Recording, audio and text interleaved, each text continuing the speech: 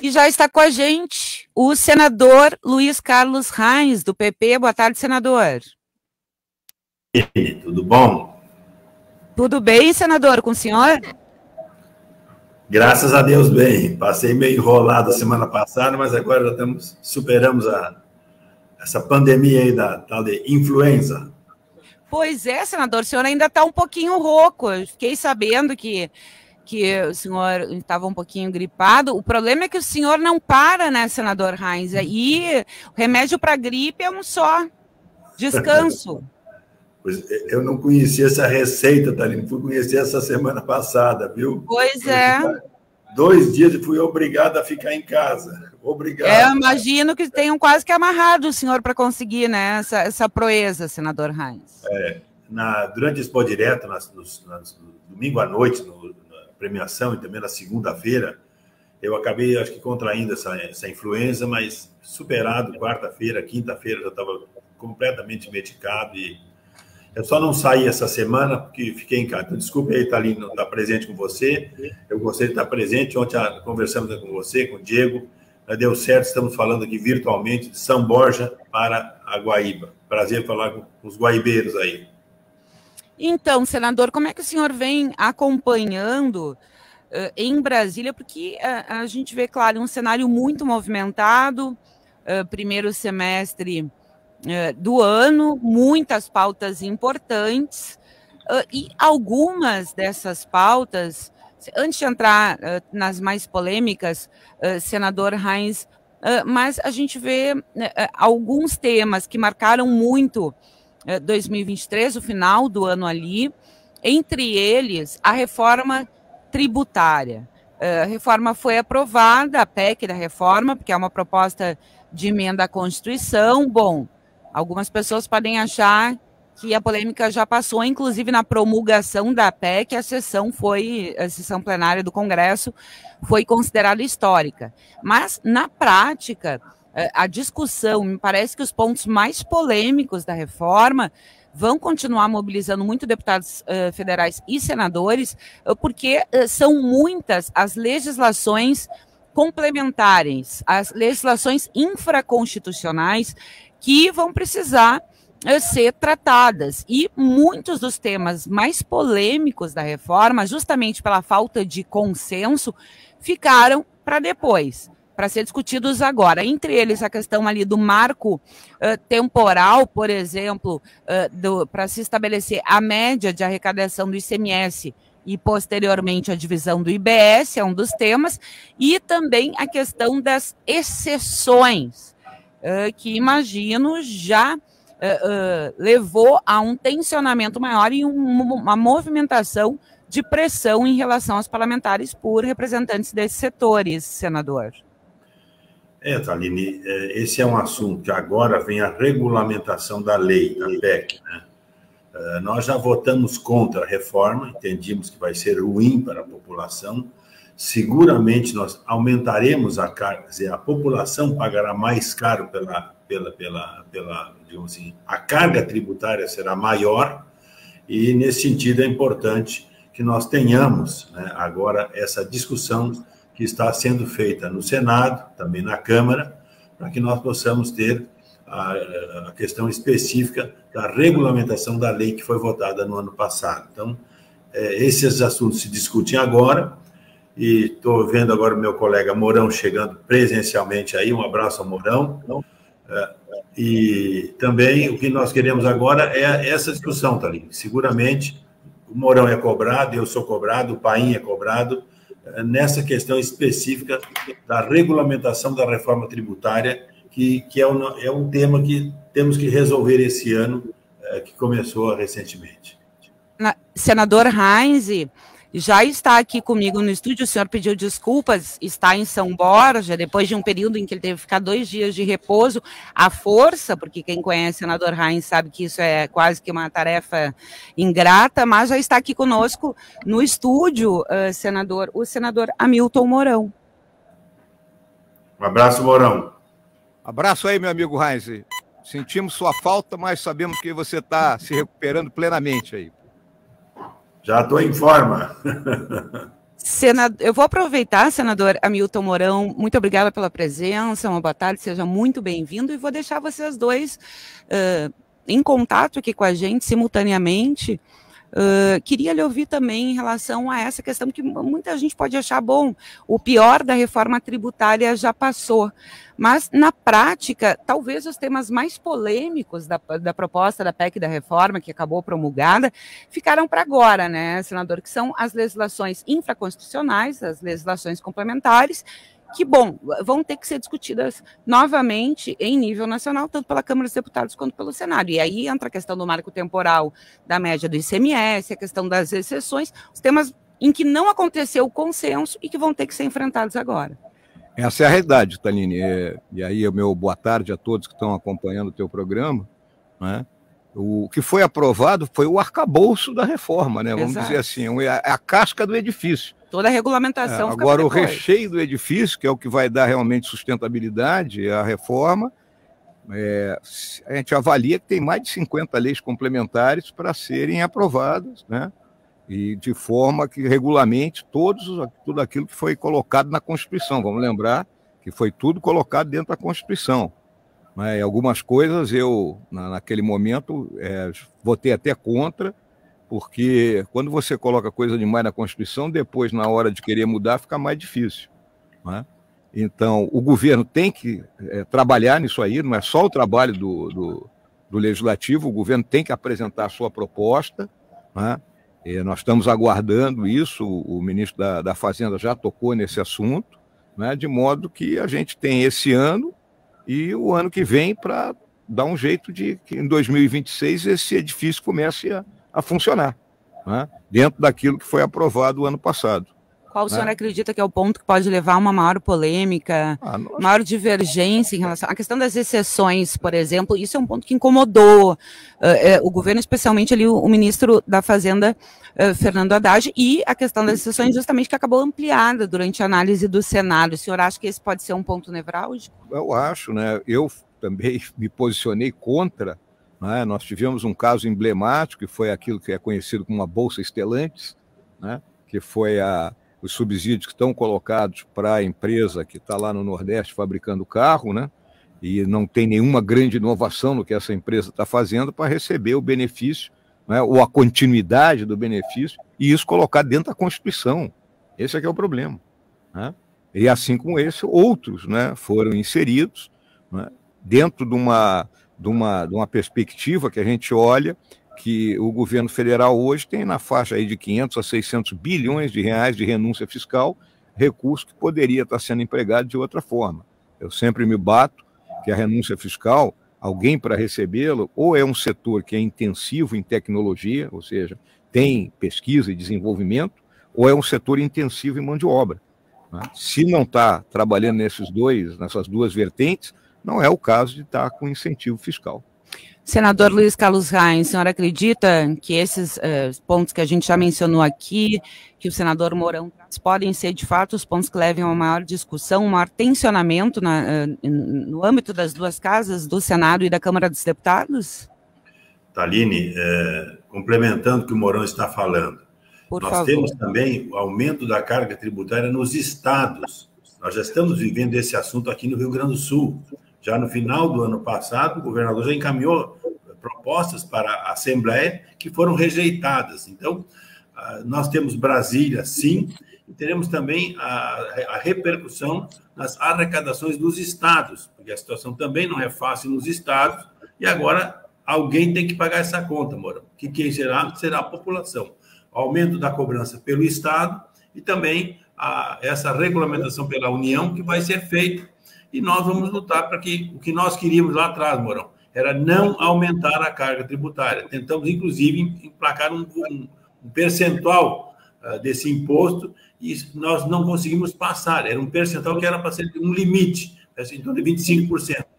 Superará em muitos 30% que a população irá pagar. Então, essa é uma luta permanente agora, que nós vamos ter que enfrentar no Senado e também na Câmara dos Deputados e também nos governos estaduais. Senador Mourão. Só complementando, né, no caso do Senado, e o Reis lembra, né, nós perdemos, acho que por 2 ou 3 votos, né, a questão da limitação da carga, né, que era a emenda do Ciro Nogueira, se eu não me engano, né, que é do partido aí do Reis, né, e nós perdemos por pouco ali, né, então foi algo que não ficou bom, né, e o Reis colocou bem, essa briga em torno, né, do valor dessa carga, né, se fala num IVA aí de 30%, 31%, que é inadmissível que a gente chegue nesse valor. Vocês, senador Luiz Carlos Reis, senador do PP, o progressista, senador Hamilton Mourão, do Republicanos, vocês trazem um ponto, né, a questão do impacto na arrecadação dos estados. A gente viu uma corrida de governadores, especialmente ali em 2022, que tentaram, digamos, se blindar os seus estados dos impactos das leis complementares 192 e 194, que foram as legislações que, à época, o governo federal colocou em prática para frear, e isso acabou dando certo, o preço dos combustíveis, mas levou a uma queda de arrecadação nos estados que, automaticamente, aí, pelo menos boa parte dos estados, já em 2022, conseguiu colocar em prática a majoração da alíquota modal do ICMS. Alguns estados, como Santa Catarina, nem tentaram, e o Rio Grande do Sul, aqui mencionado pelo senador Reis, ele disse que o governo tentou, não conseguiu, não teve o apoio para a majoração da modal, e então colocou em prática agora uma iniciativa que não depende de aval da Assembleia, que é são os cortes nas concessões de benefícios fiscais. Os decretos foram publicados em dezembro, em função ali da anterioridade, noventena, entram em vigência agora no dia 1º de abril, a chiadeira generalizada, inclusive entre parlamentares da base aliada, setor empresarial, oposição à direita e à esquerda.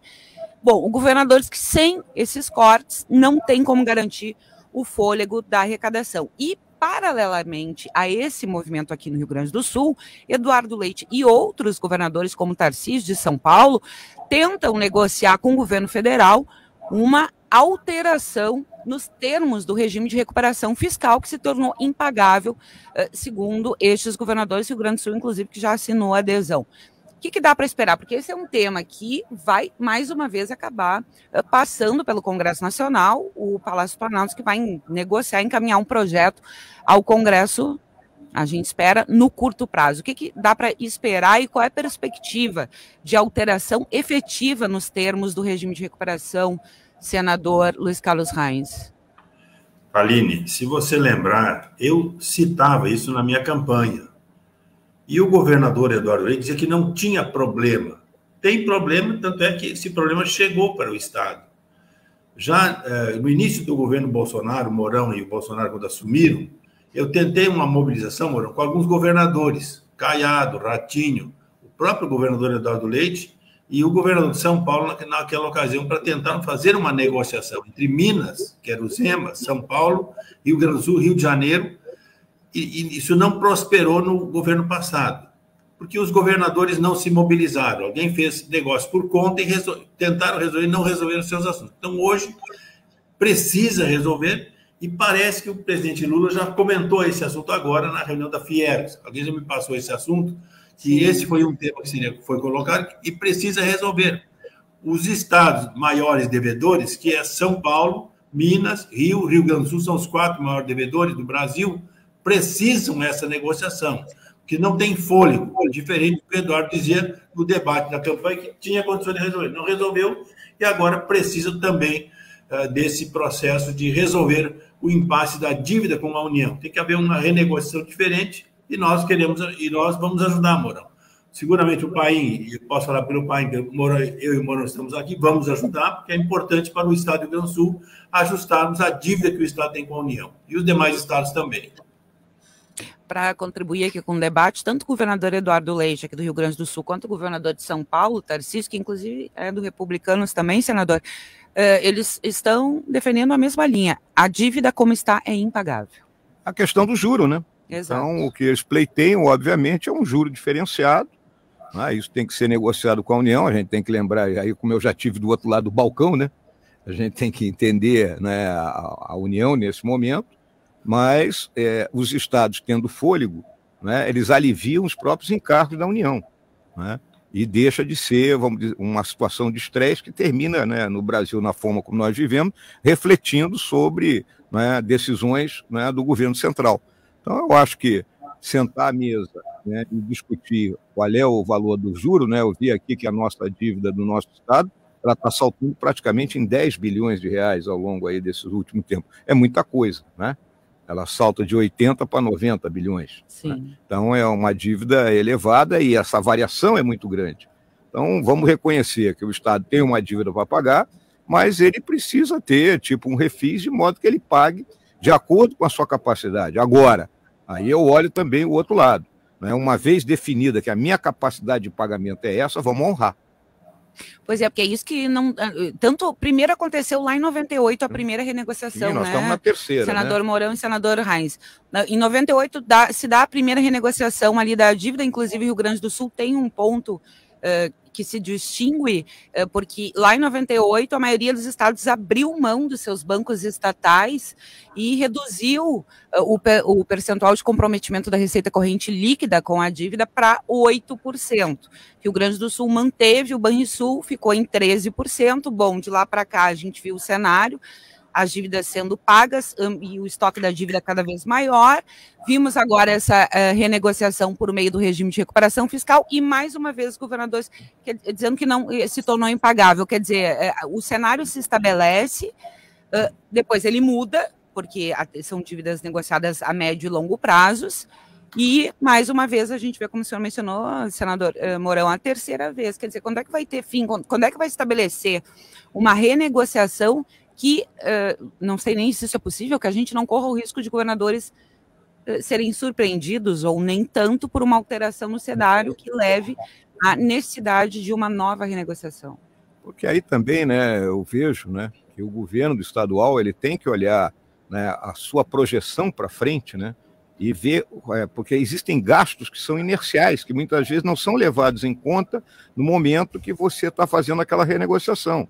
Então, é a questão do aumento do gasto com a Previdência, né? O aumento do gasto com o funcionalismo público, porque por mais que você enxude os quadros do funcionalismo público, mas você tem que contratar policial, você tem que contratar pessoal do judiciário. Então, a demanda não para. A demanda não para. Então, tem que ter essa previsão para frente e dizer, olha, pô, né, e aí eu vejo a nossa secretária de Fazenda, a Priscila, que é extremamente competente, capaz, né? Ela tem condições de... Né, e aí com a equipe dela... Secretária Estadual Priscila Santana. De fazer, né, essa projeção, e aí o governador sentar e dizer, olha aqui, ó, eu posso comprometer X da minha renda, então vamos falar aqui qual é o juro, né, em cima disso, e vamos pagar dessa forma. Mas algo que a União, em vez de receber em 10 anos, vai receber em 20, mas vai receber em 20, e o Estado vai pagar dentro da sua possibilidade. Senador Reins. Bueno, eu estou só confirmando o que eu já dizia na minha campanha, Thalina. O acordo firmado pelo Estado, quando o governador assinou o contrato, ele é impagável. E hoje, vou dizer que eu estava certo e o governador estava errado. Também um comitê, Thalina, tinha um comitê gestor da dívida, onde eles assumiriam o Estado. É um comitê ligado ao governo federal. Bom, agora, o que nós precisamos fazer é ajustar a dívida do Estado à capacidade de pagamento que o Estado tem, né? Os arranjos já foram começados a ser feitos no governo Sartori, que já começou a diminuir despesa. O Eduardo, no primeiro mandato, também já fez continuou o que o Sartori fez. Precisa essa equação com o Estado, especificamente, Sartori, Eduardo e atual no terceiro mandato, e depois nos ajustarmos a dívida com a União. Nós vamos ajudar, sem sombra de dúvidas, eu, Mourão e Paim, já falo pelo Paim também, vai ser parceiro nosso nessa empreitada, para nós ajustarmos um valor que o Estado possa pagar, né? E não o que está vendo nesse instante é impagável pelo Estado, a negociação que o Estado já fez com a União. Eu queria trazer, está conversando com a gente aqui no Esfera Pública, os senadores Hamilton Mourão, do Republicanos, e Luiz Carlos Reins, do PP, e fazendo destaque, convidamos também o senador Paulo Paim, do PT. O senador tinha um compromisso, então vai conseguir nos atender na próxima semana, mas os 3 senadores gaúchos foram convidados para um tema que não é de hoje, vem mobilizando aí o cenário nacional, com reflexos, claro, nos estados, que envolve a queda de braço política entre Congresso Nacional e Supremo Tribunal Federal. Muitas vezes o Supremo é acusado de legislar, quando essa não é a sua prerrogativa, todo mundo sabe disso, pelo menos deveria saber, e, ao mesmo tempo, a gente vê muitas vezes o Supremo se manifestando ou por provocação de parlamentares e partidos, ou, então, por uma inércia do Congresso Nacional. Bom, feito esse contexto, nós temos pelo menos 2 temas, 3 até, que vem tensionando essas relações no país. Eu vou falar aqui da descriminalização do aborto, descriminalização do porte de maconha, e tem a questão também do marco temporal, né? Isso que ainda a gente vai falar um pouquinho depois, porque a pauta, especialmente a pauta da descriminalização do porte de maconha, ela está sob os holofotes, porque o Supremo se encaminha, já não há todos os votos dos ministros, mas se encaminha para um entendimento em relação à necessidade da descriminalização, e aí tem que estabelecer a quantidade, enfim, e, ao mesmo tempo, avança no Congresso, no Senado especificamente, uma proposta contrária a essa decisão, não é contrária à decisão do Supremo, que não foi tomada ainda, mas sustentando que a criminalização precisa ser mantida. Passou pela Comissão de Constituição e Justiça e em breve vai chegar ao plenário do Senado. Vai ter fim essa queda de braço, e o que a gente pode esperar, senador Hamilton Mourão, de pautas como essa da descriminalização da maconha? Olha, Thaline, na nossa visão, né, de parlamentar, a atitude que a Suprema Corte vem tomando, ela está totalmente fora, vamos dizer assim, daquilo que é o contexto que o país vive.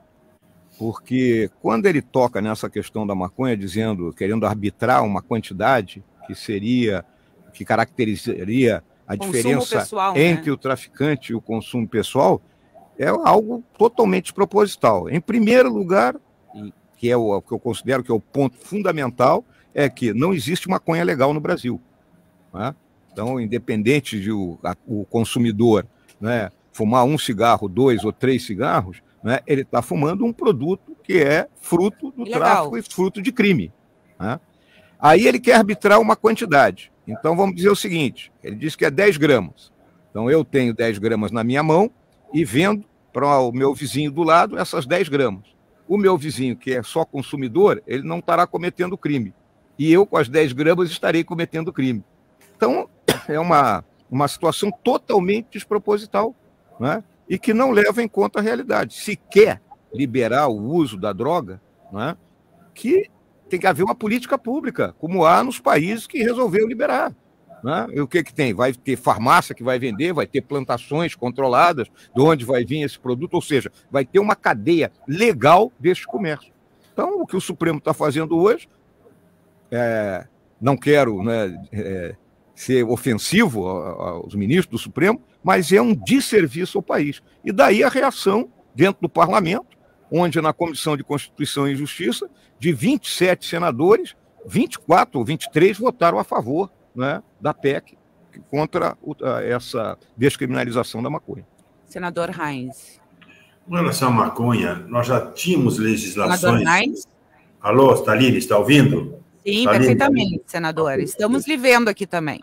Ok. Com relação a essa questão, a semana retrasada, Moura, nós conversamos com o Rodrigo Pacheco, um grupo de senadores, nós temos no nosso almoço ali, vamos conversar com o Rodrigo sobre o que poderia acontecer, mas nós vamos fazer, sim, um enfrentamento ao Supremo Tribunal Federal.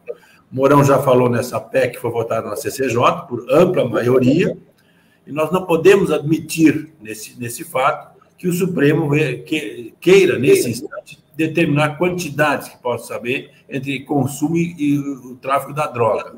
Aqui será o primeiro outro enfrentamento que nós teremos com o Supremo, sem sombra de dúvida. Nós temos posição e seguramente enfrentaremos novamente o Supremo Tribunal Federal por causa das drogas, como é o caso do aborto, também é o caso do marco temporal. Os 3 assuntos, tá ali. Agora, qual é a expectativa, a perspectiva, senador Reins, de um distensionamento político entre o Congresso Nacional e o Supremo Tribunal Federal? A gente está falando de dois poderes dos mais importantes da República.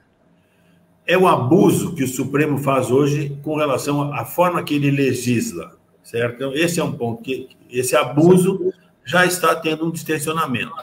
Já votamos lá, Mourão, o caso específico, por exemplo, das decisões monocráticas. O assunto está parado na Câmara. Esperamos que o Arthur Lira ponha essa matéria em votação. E lá nós conseguimos aprovar as decisões monocráticas no Senado. Então, isso já tem ocorrido. Aquele já foi o primeiro distensionamento. Marco temporal foi o segundo. A questão das drogas é o terceiro.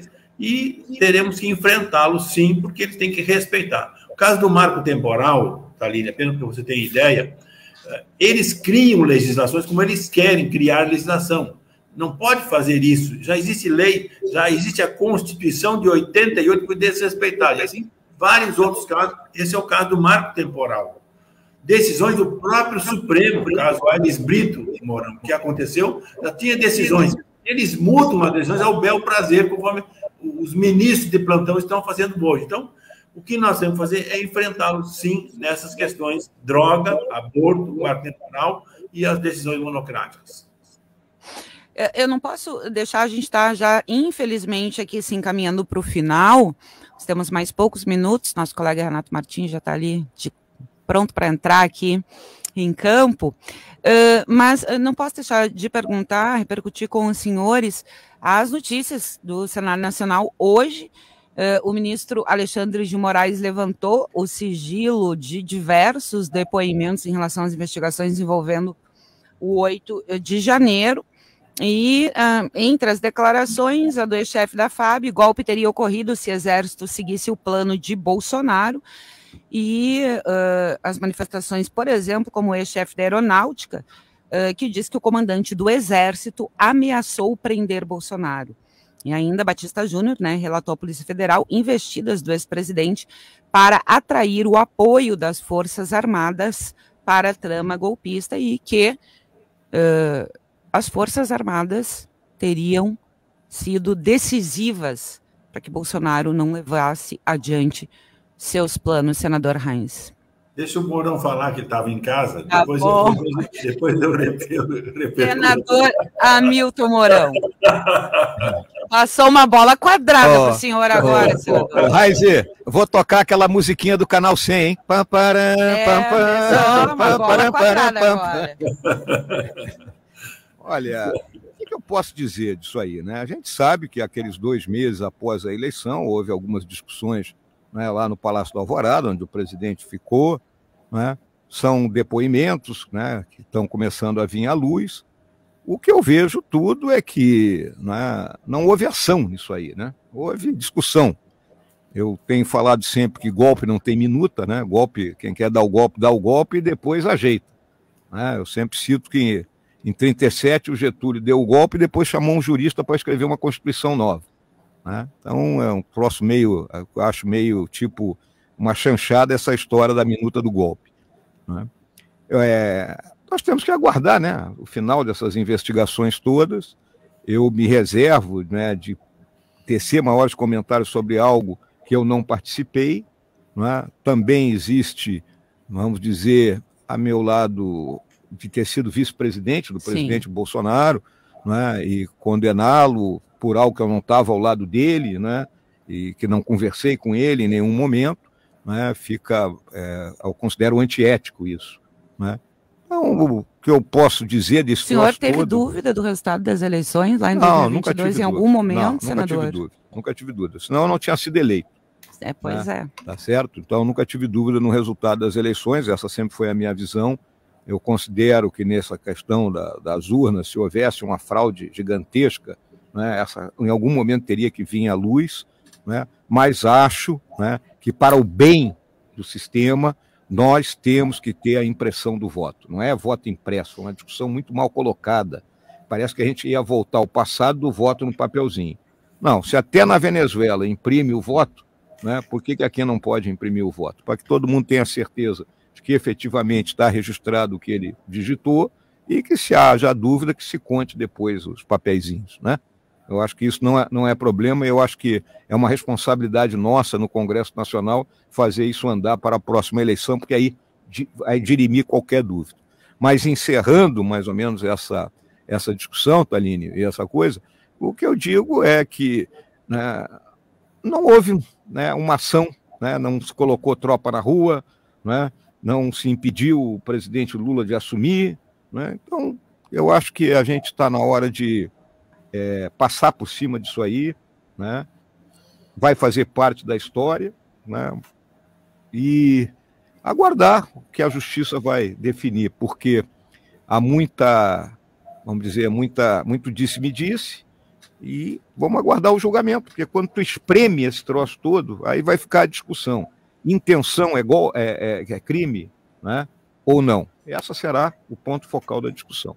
Senador Reis. Aline, só voltando ao assunto 8 de janeiro.